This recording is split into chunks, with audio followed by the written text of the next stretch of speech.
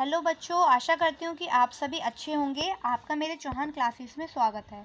तो बेटा, शिक्षा निर्देशालय द्वारा जारी वर्कशीट 20 जो कि कक्षा छठी के बच्चों की है, विज्ञान की वर्कशीट, वो आज हम करेंगे।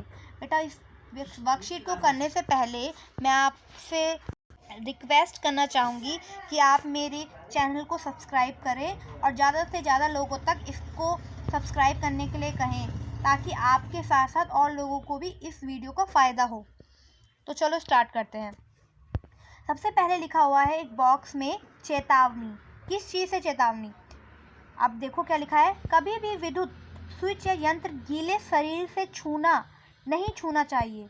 ठीक है, कभी भी जो विद्युत यानी बिजली के जो स्विच होते हैं उनको कभी भी गीले हाथों से नहीं छूना चाहिए।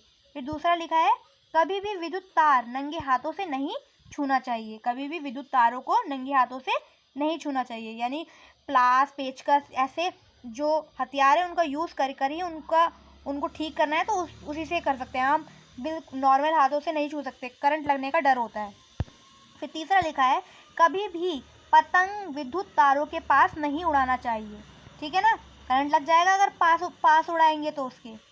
कभी भी विद्युत खंभे या ट्रांसफार्मर को नहीं छूना चाहिए, है ना। कभी भी विद्युत जिस पे बिजली है, बिजली करंट लगने का डर है, वहाँ पर खड़े मत हो ट्रांसफार्मर के सामने, और विद्युत खंभों से दूर रहो।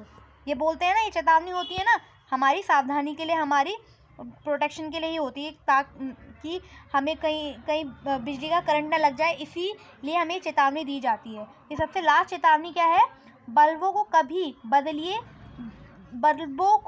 बदलिए जब स्विच बंद हो और बल्ब ठंडे हो। ठीक है ना, अगर गर्म बल्ब को बदलोगे तो कई बार वो हाथ जलने का डर भी होता है ना, इसीलिए बोल रहे हैं।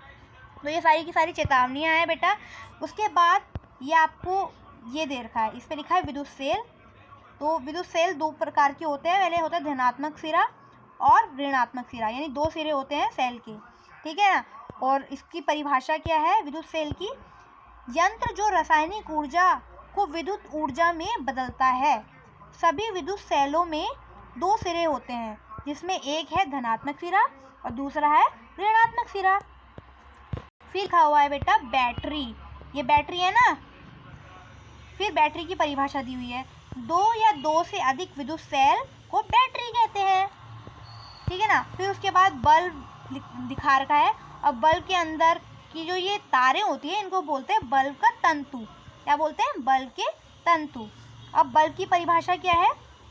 यंत्र जो विद्युत ऊर्जा को प्रकाश ऊर्जा में बदलता है उसे बल्ब कहते हैं।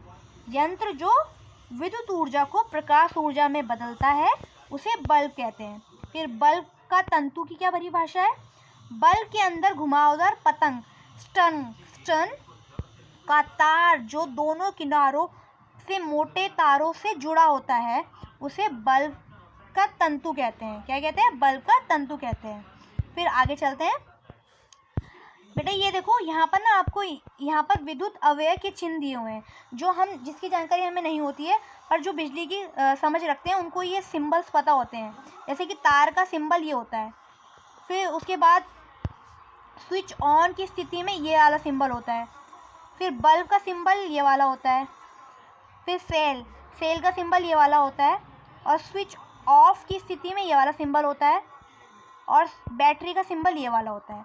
ठीक है, तो ये सिंबल्स हैं जिसकी जानकारी हमें नहीं है, पर जो बिजली की समझ रखते हैं उन्हें इसकी जानकारी होती है। तो आइए हम अभ्यास करते हैं। अब प्रश्न लिखा हुआ है, क्या विद्युत धारा का प्रवाह होगा जब तारों में दोनों किनारों के बीच में दूरी है, और क्यों? क्या बोल रहे हैं यहाँ पर? क्या विद्युत धारा का प्रवाह होगा जब तारों के दोनों किनारों के बीच की दूरी है, बीच में दूरी है? तो बताओ होगा कि नहीं होगा? मेरे हिसाब से तो होगा। तो इसका आंसर है हाँ, विद्युत का प्रवाह जो है वो होगा। विद्युत का प्रवाह होगा। और क्यों होगा? इसका कारण है क्योंकि उसमें अभी भी विद्युत ऊर्जा बनी हुई है, विद्युत ऊर्जा बनी हुई है, ठीक है। इसीलिए विद्युत धारा का प्रवाह होगा, ठीक है ना। उसके बाद बेटा दूसरा क्वेश्चन लिखा है, निम्नलिखित किन वस्तुओं में विद्युत ऊर्जा का प्रयोग होता है। निम्नलिखित किन वस्तुओं में विद्युत ऊर्जा का प्रयोग होता है, यानी बिजली की ऊर्जा का प्रयोग होता है। सबसे पहले लिखा पंखा, तो पंखे में तो होता है, तो ये इस उत्तर में पहले पंखा लिखना है आपको। फिर है गैस चूल्हा, तो गैस चूल्हे में कहीं में होता भी है और कहीं में नहीं भी होता है, तो आप इसको मत लिखना, यानी नहीं होता है। फिर तीसरा लिखा हुआ है फ़ोन। फ़ोन में वैसे विद्युत ऊर्जा का प्रयोग होता है, क्योंकि जब हम इसको चार्ज करते हैं तो विद्युत ऊर्जा का प्रयोग तो होता है, और फ़ोन भी बिजली से ही चलते हैं देखा जाए तो, क्योंकि जब उनको चार्ज करते हैं तभी चलते हैं, तो यानी कि इस उत्तर में फ़ोन भी आएगा। फिर वॉशिंग मशीन, हाँ वॉशिंग मशीन भी बिजली से चलती है। टेलीफोन बिजली से नहीं चलते हैं, क्योंकि टेलीफोन को रिचार्ज किया जाता है, वो नेटवर्क से होता है, तो वो बिजली से नहीं चलता है। किताब बिजली से नहीं चलती है। कंप्यूटर बिजली से चलते हैं। टॉर्च बिजली से चलता है, और फ्रिज भी बिजली से चलता है। यानी कि उत्तर में क्या क्या आएगा, उत्तर में आएगा पंखा, वॉशिंग मशीन, कंप्यूटर, टॉर्च और फ्रिज, ये सारे के सारे ये वाले उत्तर में आएंगे, ठीक है ना।